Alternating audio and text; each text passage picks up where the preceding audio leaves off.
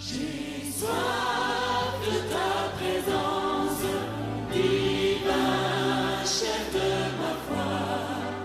Dans ma faiblesse immense, que ferais-je sans toi? Chaque jour, à chaque heure, oh, j'ai besoin de toi. Viens, Jésus, et demeure auprès de moi.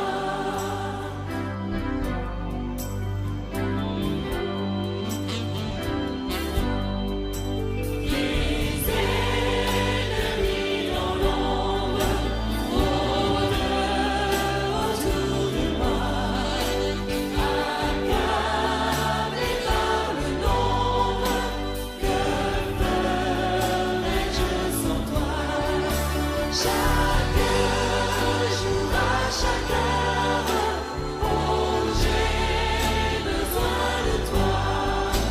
Viens, Jésus, et demeure auprès de moi.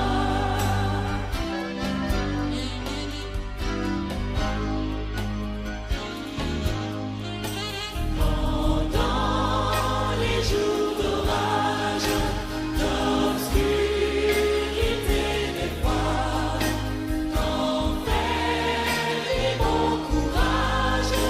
Que ferais-je sans toi? Chaque jour, à chaque heure, oh, j'ai besoin de toi. Viens, Jésus, et demeure auprès de moi.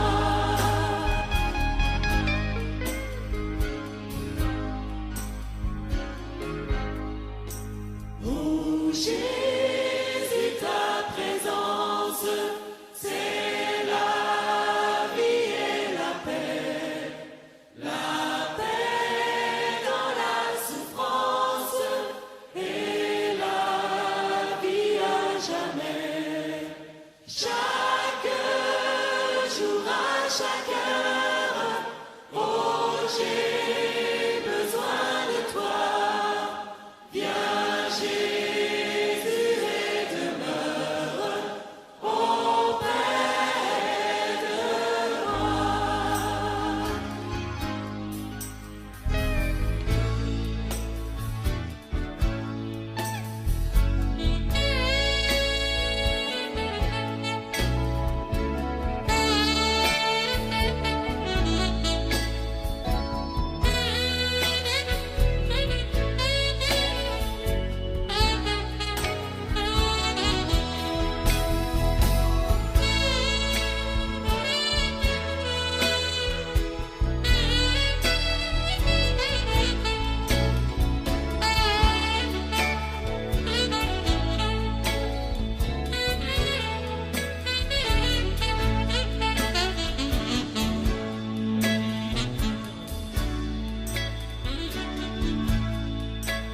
Oh, Jésus, ta présence, c'est la vie et la paix. La paix dans la souffrance et la vie à jamais. Chaque jour, à chaque heure, oh, j'ai besoin de toi. Viens, Jésus, et demeure auprès de moi. Chaque jour, à chaque heure, oh, j'ai besoin de toi. Viens, Jésus, et demeure auprès de moi.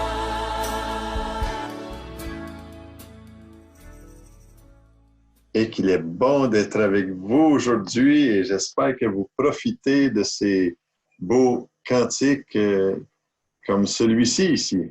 Est-ce que tu as soif de la présence du Saint-Esprit dans ta vie? Et quand on partage des chants comme ceux-là, Je crois que l'Esprit de Dieu veut souffler sur nos vies. Il veut souffler sur notre pays. Il veut souffler sur nos familles. Et dans ces moments de confinement encore, je crois que Dieu le Père a un plan merveilleux pour chacun d'entre nous et il veut nous instruire dans ses voies à chaque jour. Et je vous poserai une question aujourd'hui en commençant ce message. De quelle lumière es-tu éclairé? Vous savez, il y a beaucoup d'informations qui circulent sur les médias sociaux et dans bien des domaines où ce que les gens sentent qu'ils sont éclairés de quelque chose, de quelqu'un. Mais j'aimerais vous partager aujourd'hui une personne qui a été vraiment éclairée par le Fils de Dieu. Et j'aimerais lire avec vous, si vous avez votre Bible, dans l'Évangile de Jean, chapitre 3, et le verset 12 à 21. Si vous voulez tourner avec moi, je vais sortir ma Bible aussi et vous lire ce texte-là dans l'Évangile de Jean, chapitre 3. Et c'est l'extrait de la vie d'un prêtre, un pharisien de l'époque, qui se nomme Nicodème. Il y a ceux qui le connaissent, ceux qui ont déjà lu ces extraits bibliques-là.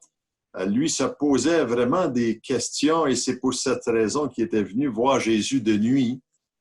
Et Jésus ici dit des paroles après cet entretien de Nicodème avec lui, avec le Seigneur. Il dit au verset 12, « Si vous ne croyez pas quand je vous ai parlé des choses terrestres, comment croirez-vous quand je vous parlerai des choses célestes? Personne n'est monté au ciel, si ce n'est celui qui est descendu du ciel, le Fils de l'homme qui est dans le ciel. Et comme Moïse éleva le serpent dans le désert, il faut de même que le Fils de l'homme soit élevé afin que quiconque croit en lui ait la vie éternelle. Car Dieu a tant aimé le monde qu'il a donné son Fils unique, afin que quiconque croit en lui ne périsse point, mais qu'il ait la vie éternelle.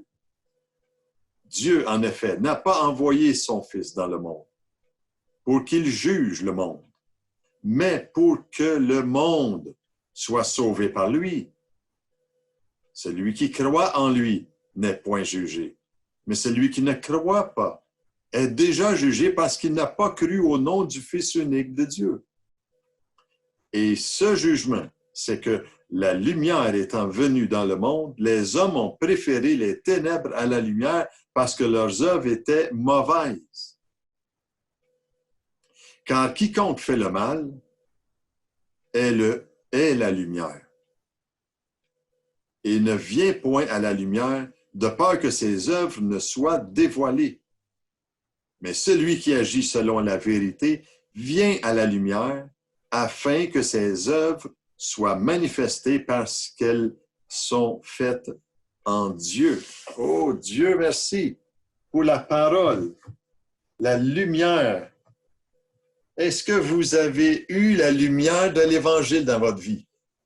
Vous savez, quand je lis les Évangiles, je suis éclairé. Quand je lis l'Évangile, mon cœur se met à vivre. La vérité m'est dévoilée. Quelles sont tes attitudes de cœur face à la vérité de l'Évangile? Comment l'appliques-tu dans ta vie, cette vérité au quotidien? Jésus dit, l'homme ne vivra pas de pain seulement, mais de toute parole qui sort de la bouche de Dieu. Est-ce que quand on expérimente la foi dans le Seigneur, ça doit être une foi qui est démonstrative, qui est vivante. Et mon prochain peut-il avoir accès à cette lumière-là qui est en moi? Je me pose toutes sortes de belles questions, là, vous savez, quand on expérimente la foi, ce n'est pas seulement quelque chose qui s'est passé dans l'histoire, c'est quelque chose qu'on vit au quotidien dans cette relation avec le Seigneur Jésus-Christ. Et Nicodème était venu, lui, se posant des questions sur la lumière qui était le Messie. Et dans cette discussion franche de Jésus avec Nicodème, Jésus veut lui dire précisément au verset 12 qu'il veut lui parler de choses beaucoup plus élevées et sérieuses, des choses terrestres, mais aussi des choses célestes. Parlons un peu des choses terrestres. Vous savez, les choses terrestres sont ceux qui ont lieu sur cette terre. C'est des choses qui sont à la portée de tous. Elles sont d'ordre naturel. La vie quotidienne est composée de belles choses, de bonnes choses, de choses extraordinaires à découvrir chaque matin, chaque jour. Et ce que nous accomplissons, ce qu'on dit, ce qu'on comprend, est le résultat de ce que nous sommes avec nos talents et nos passions. Et vous savez, Dieu nous a créés avec tant d'imagination et de créativité. On le voit dans la vie de chacun de nous. La diversité de nos personnalités, la diversité de nos caractères nous fait voir la grandeur de celui qui nous connaît dès le sein de notre mère. Les hommes, les femmes d'État, les hommes politiques, les femmes politiques, les organisations mondiales, les sciences et leurs scientifiques avancent de plus en plus en découvrant les beautés de ce qui les entoure. Et ça m'étonne encore de voir toutes sortes de beaux reportages, que ce soit à la télé ou dans la littérature. Leur but, vous savez, les scientifiques et les hommes de ce monde, dans leur nature, c'est d'améliorer selon les compétences que nous avons. J'aurais le goût de continuer, vous savez, en vous disant, concernant les choses terrestres, parce que c'est tellement excitant tout ce qui se passe dans le monde.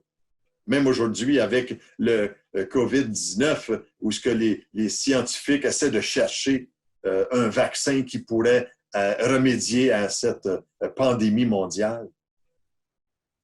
Leur but est d'améliorer. Mais vous savez une chose, ce matin, là, je m'arrête là concernant les choses terrestres, là, parce que ce n'est pas mon but. Mon objectif aujourd'hui, ce n'est pas d'essayer de vous impressionner avec les connaissances humaines. Mais mon but aujourd'hui, c'est de faire connaître les faits historiques d'un homme qui cherchait avec courage la vérité sur la vie. Et il est venu rencontrer Jésus de nuit parce qu'il ne voulait pas être vu. Il voulait venir en secret. Il ne voulait pas être vu par ses semblables, de peur d'avoir des préjugés. Et Jésus veut lui faire connaître à Nicodème les choses célestes. J'aime l'apôtre Paul, qui lui était un pharisien bien aguerri de son époque. Il dit ceci dans l'Épître aux Corinthiens, dans 2 Corinthiens, chapitre 5, verset 1. « Nous le savons, en effet, si notre corps, cette tente que nous habitons sur la terre, vient à être détruit, nous avons au ciel une maison que Dieu nous a préparée. Une habitation éternelle qui n'est pas l'œuvre de l'homme. » L'apôtre Paul avait compris qu'il y a quelque chose de plus grand que ce qu'il y a seulement de naturel. L'apôtre Jacques, tant qu'à lui. Il a écrit dans son épître, le chapitre 3, verset 15, « Mais si votre cœur est plein d'amère jalousie, si vous êtes animé d'un esprit de dispute, de querelle. Il n'y a vraiment pas lieu de vous vanter. Ce serait un défi à la vérité. Une telle sagesse ne vient certainement pas du ciel. Elle est de ce monde, de l'homme livré à ses seules ressources. Elle est démoniaque. Wow! Car là où règne la jalousie et l'esprit de rivalité, là aussi habite le désordre et toutes sortes de pratiques indignes. Vous savez, quand Jésus parle d'une naissance de l'esprit à Nicodème, ça appartient au domaine céleste, au domaine du royaume que Christ est venu établir, nous faire connaître. Et cette expérience personnelle dans l'esprit doit s'accomplir durant notre vivant. Et cette transformation de notre esprit doit être du temps qui nous est donné ici-bas. Qu'est-ce qu'on peut observer sur ce que Jésus dit des choses terrestres et des choses célestes? Vous savez, les choses terrestres, Jésus a pris des scènes, que ce soit du pain, que ce soit des semences. Il a illustré des choses naturelles pour en faire une leçon spirituelle. Et Paul nous aide à comprendre les choses célestes. Ce sont celles qui ont lieu dans le ciel et qui, par leur nature, appartiennent exclusivement à ce monde invisible où Dieu règne.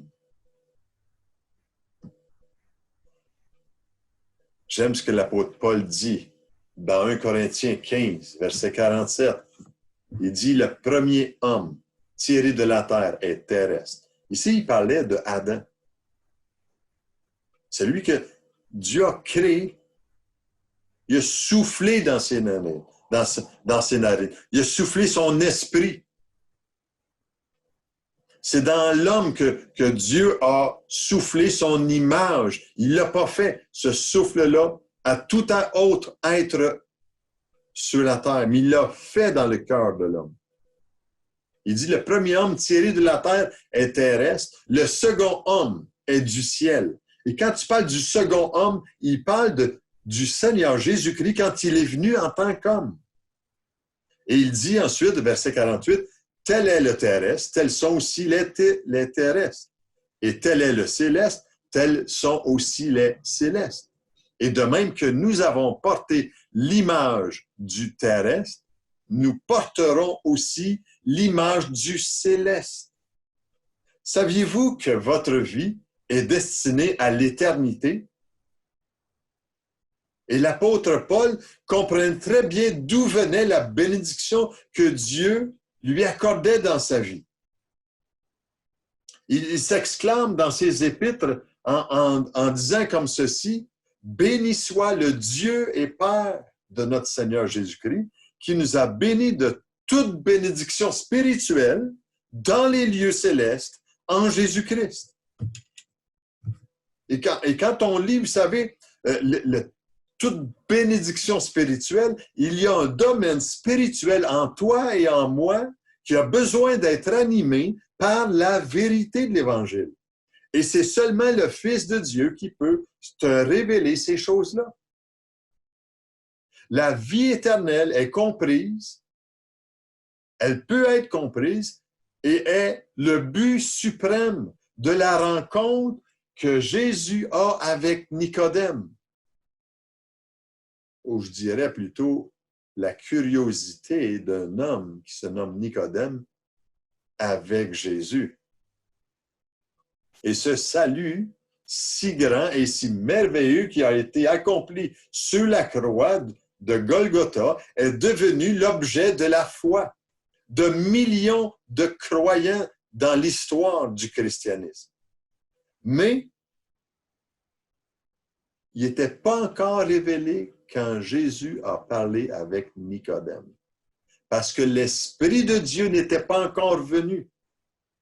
Jésus n'était pas encore mort et ressuscité pour ensuite dire à ses disciples, attendez la promesse du Père. Le Saint-Esprit va venir sur vous. Et ça, c'était le début de cette Église merveilleuse dans laquelle Dieu lui-même bâtissait. Et ce sont des choses spirituelles que le Seigneur veut encore révéler à ceux qui veulent bien entendre sa voix. Et vous savez, Jésus, il veut préciser ici concernant les choses terrestres par leur nature, leur origine et leur destin. Et il est certain que si l'homme ne croit point, quand on lui parle de lui-même, de sa conscience, de notre conscience à nous, de nos défauts à nous, et de la nécessité d'un renouvellement moral, comment pensez-vous qu'on peut croire quand on va parler des choses célestes? Quelles sont les choses célestes, tu vas me dire, Denis? Mais la rédemption, c'est une chose spirituelle. Le besoin d'être pardonné, c'est une chose spirituelle qui vient du ciel. Être pardonné de ses fautes, de ses péchés et d'être sauvé de notre nature pécheresse, c'est spirituel. Et merci Dieu pour cela. Parce que Dieu a envoyé son Fils unique et par sa vie et par sa mort et par sa résurrection et par son retour dans la gloire, il nous témoigne des vérités célestes avec beaucoup de ferveur. Ce sont des faits historiques, cela. Et la vérité céleste, les vérités, toute vérité céleste qui vient de la parole de Dieu, nous sont révélées seulement à ceux qui ont connu la vérité sur eux-mêmes. Est-ce que tu connais la vérité du Seigneur Jésus-Christ et le but dans lequel il est venu dans ce monde? Et Jésus dit à cet homme bien reconnu dans son époque, « Ne t'étonne pas que je te dis, il faut que vous naissiez de nouveau. »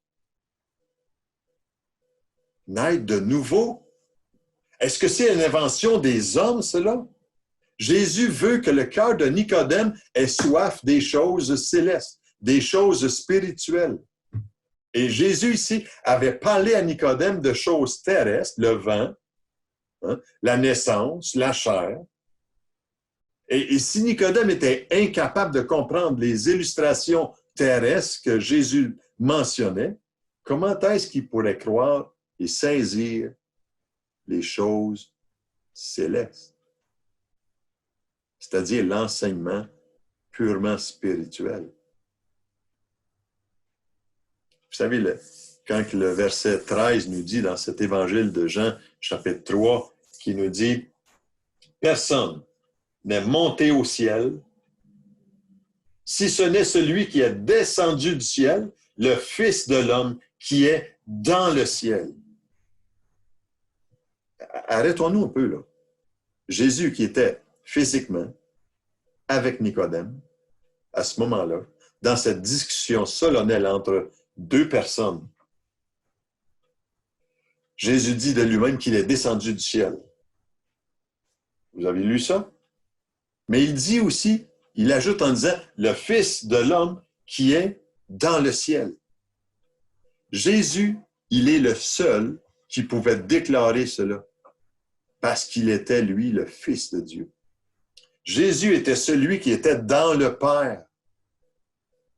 Et ça serait certainement une bonne étude à amener sur l'importance du Père et du Fils et la puissance que l'Esprit de Dieu nous communique à travers les révélations des Saintes Écritures. Et ici, quand que Jésus dit le Fils de l'homme, le terme Fils de l'homme, à son origine, dans la vision messianique de Daniel, chapitre 7, verset 13. Et le Seigneur se nomme lui-même de cette façon-là environ 80 fois dans le Nouveau Testament, avec les auteurs qui l'ont relaté. Et c'est le nom qui désigne l'homme par excellence, le Fils de l'homme. tout comme le fils de David qui nous est dit. Et son nom juif caractérise fils de Dieu. Son nom divin, c'est le fils de Dieu. Et quand on regarde le verset 4, le verset 14 ici, dans l'Évangile qu'on a lu tantôt, c'est un extrait de ce que Dieu avait envoyé des serpents brûlants au milieu du peuple juif parce qu'il ne lâchait pas de murmurer contre l'Éternel Dieu. Mais les Israélites s'étaient repentis et Dieu avait ordonné à Moïse de dresser un serpent d'airain au sommet d'une perche de manière à ce que tout le peuple puisse le voir. Et ceux qui regardaient ce serpent ne mourraient pas de leurs blessures. Ça me fait penser à notre système médical qui s'est attribué cette image avec un bâton et le serpent qui est tout autour, qui vient de cette image qu'ils ont prise. Il dit de même que Moïse éleva le serpent d'airain, il faut que le Fils de l'homme soit élevé. C'est-à-dire Christ doit être élevé. Et cette déclaration-là a deux sens, nous révèle deux volets. Premièrement, Jésus a dû être élevé sur la croix. Parce qu'il fallait que Jésus meure à ta place et à ma place. Et l'Évangile, Jean nous dit ceci dans le chapitre 12. « Et moi, quand j'aurai été élevé de la terre, Jésus dit cela, il dit, j'attirerai tous les hommes à moi. » Saviez-vous que quand on prêche l'Évangile de cette façon aujourd'hui, le Seigneur veut attirer ton cœur à la vérité de l'Évangile. Deuxièmement, pourquoi ce serpent d'airain et pourquoi le nom du Fils de l'homme? Il fallait que Jésus soit élevé au ciel. Autrement dit, qu'il ressuscite d'entre les morts et soit exalté à la droite de Dieu le Père. Dans l'Épître aux Philippiens, il nous est dit, afin qu'au nom de Jésus, tous genoux vont fléchir dans les cieux et sur la terre et sous la terre. Et que toute langue va confesser que Jésus-Christ est Seigneur à la gloire de Dieu le Père. Alléluia. Tous genoux vont fléchir devant Jésus. Il n'y a pas un être qui ne fléchira pas le genou devant Jésus. Un jour, j'ai dû fléchir devant le Seigneur. Parce que ma vie s'en allait à la perte. J'étais malheureux. Je me ressentais seul, misérable, à cause de mes fautes qui m'étaient accablées, à cause de mon passé qui me retenait captif. Mais Jésus m'a fait voir son amour sur la croix qu'il avait pris sur ses épaules, mes fautes. Et quand j'ai reconnu son sacrifice, qu'il était venu mourir et qu'il était venu ressusciter et qu'il était monté à la droite du Père, Jésus avait triomphé pour moi de la mort en me donnant la vie. Il avait triomphé de la mort, du péché et de Satan même, des plans que Satan avait sur notre vie. Parce que le péché nous collait sur nous-mêmes. Et c'est à ce moment-là que quand Jésus est devenu le Sauveur, le Seigneur de ma vie, la vie éternelle m'était destinée maintenant, parce que j'avais cru. Et le verset 16 nous dit tellement bien, on appelle ce verset 16-là l'Évangile en miniature. Si on résumerait toute la parole de Dieu, de Genèse à Apocalypse, je vous dirais car Dieu a tant aimé le monde qu'il a donné son Fils unique, afin que quiconque croit en lui ne périsse point, mais qu'il ait la vie éternelle. Et vous savez, ce verset explique le précédent. Il commence en disant « car Dieu ». Et il élève ici la pensée au-dessus des symboles et monte dans le mystère de la croix, la révélation de l'amour éternel de Dieu. Car Dieu a tant aimé. Dieu t'aime. Dieu m'aime. Et j'aime les commentateurs qui disent ceci.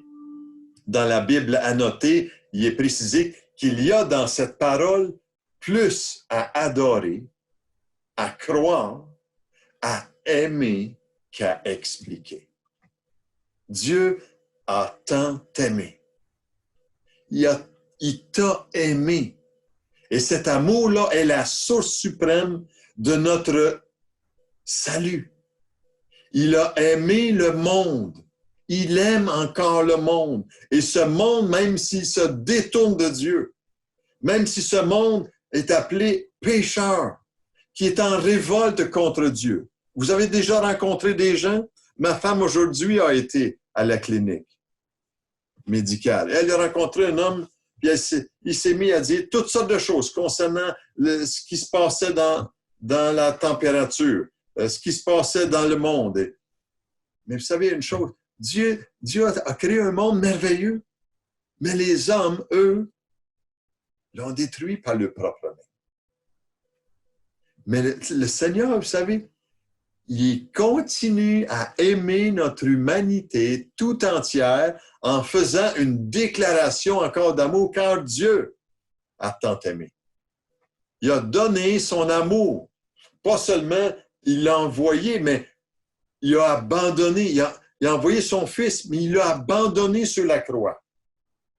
Son Fils le plus cher, son Fils unique, il l'a livré à la croix pour vous et moi. La Bible nous dit, comment ne nous donnera-t-il pas aussi toutes choses avec lui?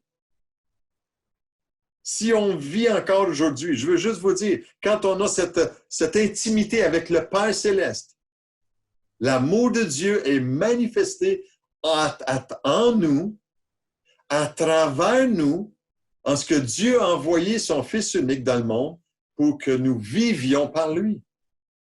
Et son amour exige de tout homme qu'il ne périsse pas dans son péché et sa misère, mais de croire en son Fils Jésus. Placez votre confiance en lui et vous ne serez jamais déçus. Les hommes peuvent vous décevoir. Je peux vous décevoir, mais jamais le Seigneur te décevra. Dans le verset 17 de notre évangile qu'on a lu aujourd'hui, j'aime ce verset-là, et vous savez, la bonne nouvelle est annoncée aujourd'hui. Mais regardez l'objectif que Jésus est venu faire dans ce monde. Dieu, en effet, n'a pas envoyé son Fils dans le monde pour qu'il juge le monde, mais pour que le monde soit sauvé par lui. Wow! Jésus n'est pas venu dans le monde pour le condamner, mais pour le sauver. Il est descendu ici-bas avec la ferme intention de nous sauver. Et s'il n'était pas venu,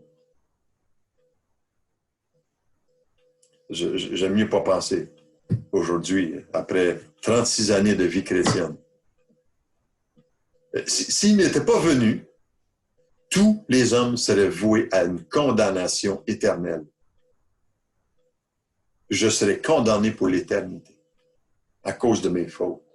Mais gloire au Seigneur qu'il est venu pour nous libérer de la condamnation qui pesait sur nous.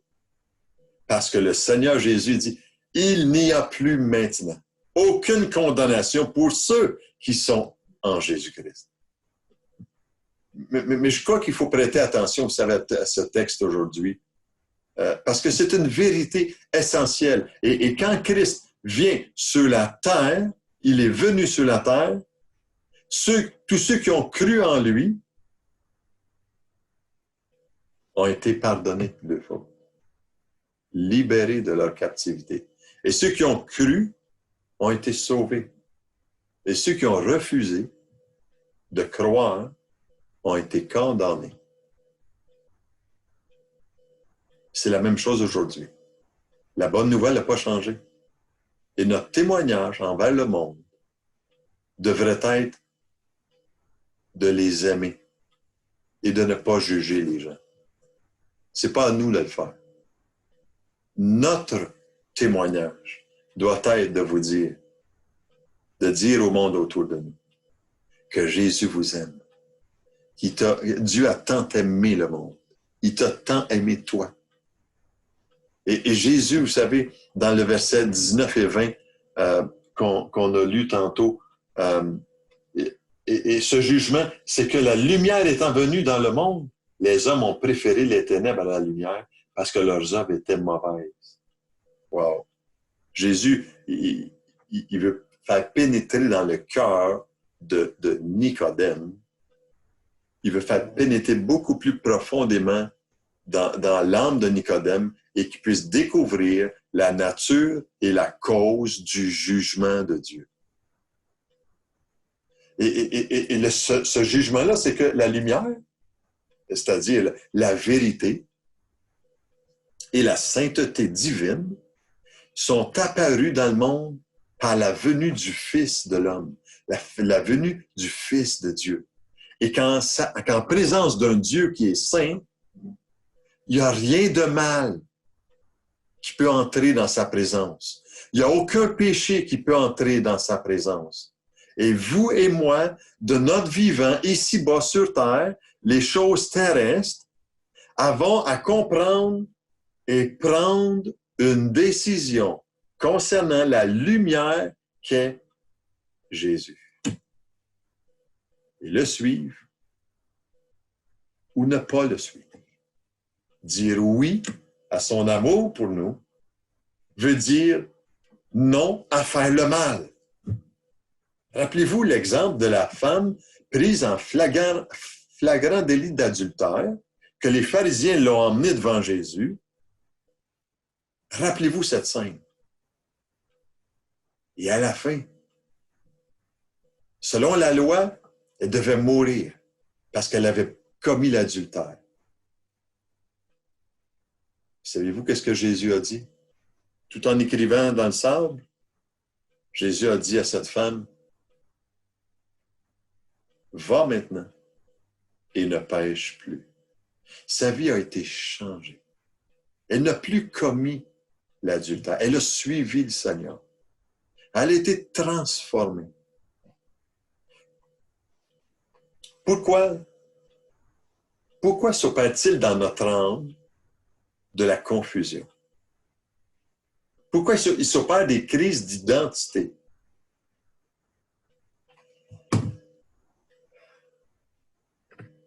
Est-ce qu'on peut se sentir parfois non compris, confus? Vous savez, quand on prêche l'amour de Dieu et que moi, je veux répondre présent au Seigneur aujourd'hui.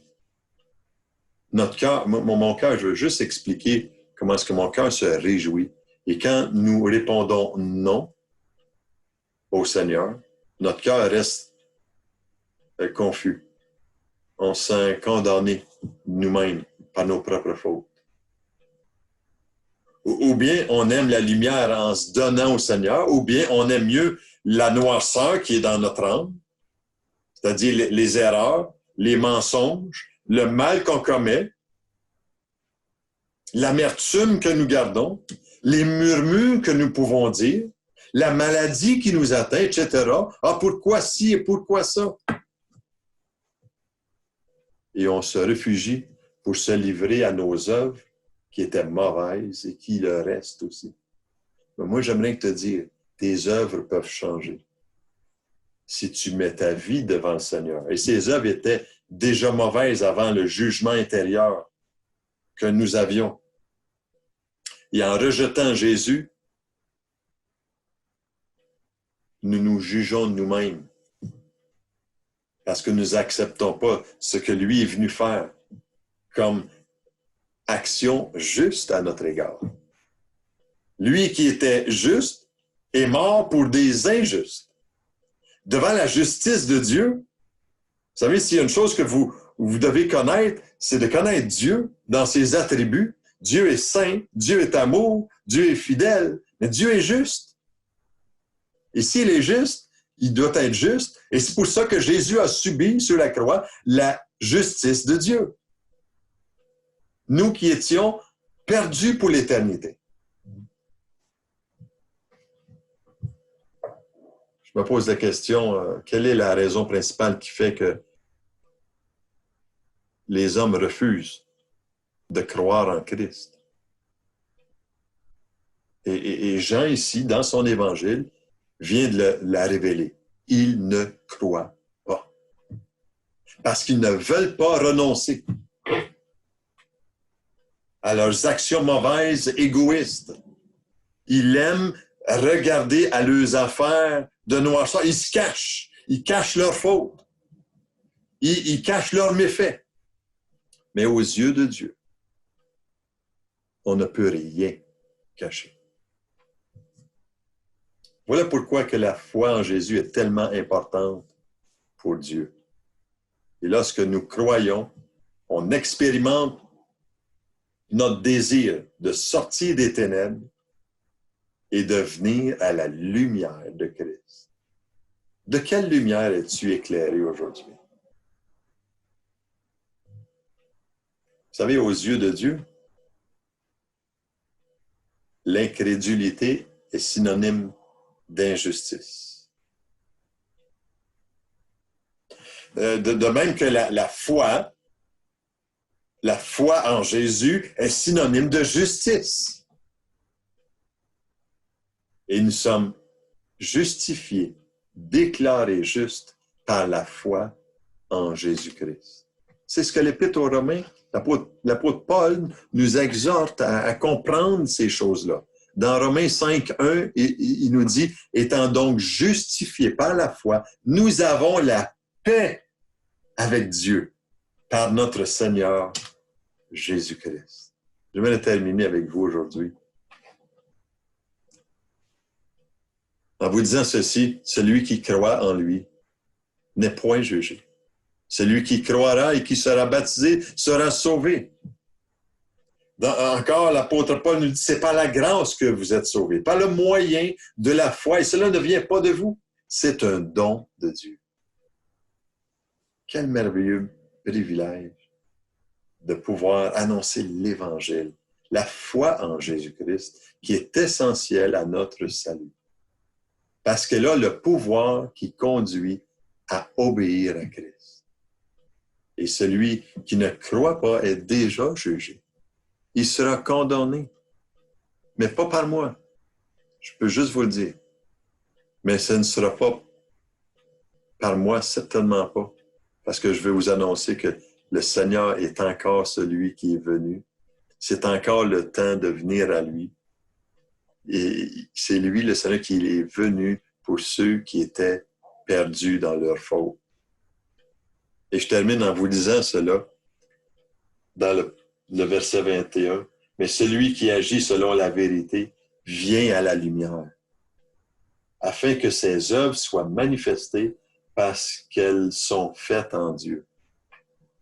Tes œuvres, est-ce qu'ils sont faits pour croire dans le Seigneur?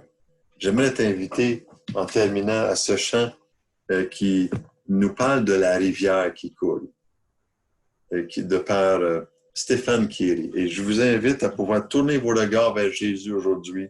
Il veut nous rencontrer, il veut te rencontrer dans tes besoins. Que Dieu vous bénisse. Au plaisir de se revoir encore la semaine prochaine, même heure, même poste.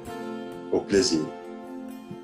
À la rivière, humble je viens déposer tous mes péchés. Pardonne-moi, purifie-moi. Seigneur, viens me rencontrer. De ces eaux vives coule ta grâce qui me guérit, me libère. Je me présente présente à la rivière. Seigneur, viens me rencontrer. Précieux Jésus, entre tes mains, j'abandonne mes soucis. Oui, prends ma main, attire-moi. Seigneur, viens me rencontrer. À la rivière, humble je viens déposer tous mes péchés. Pardonne-moi, purifie-moi. Seigneur, viens me rencontrer. De ces eaux vives coule ta grâce qui me guérit, me libère. Je me présente à la rivière. Seigneur, viens me rencontrer. Précieux Jésus, entre tes mains, j'abandonne mes soucis. Oui, prends ma main, attire-moi. Seigneur, viens me rencontrer.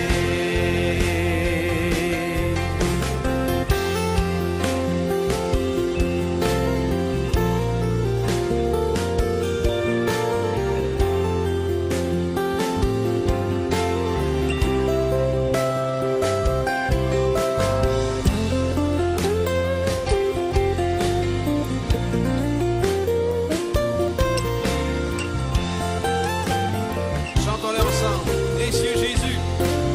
Oh, précieux Jésus, entre tes mains, j'abandonne mes soucis. Oui, prends ma main, attire-moi. Seigneur, viens me rencontrer. Précieux Jésus, précieux Jésus, entre tes mains, j'abandonne mes soucis. Oui, prends ma main, attire-moi. Seigneur, viens me rencontrer. Viens avec nous à la rivière, trouver la vie éternelle. Il t'appelle. Il t'appelle et il t'attend. Jésus veut te rencontrer. Et encore une fois. Viens avec nous à la rivière, trouver la vie éternelle. Il t'appelle et il t'attend. Jésus veut te rencontrer.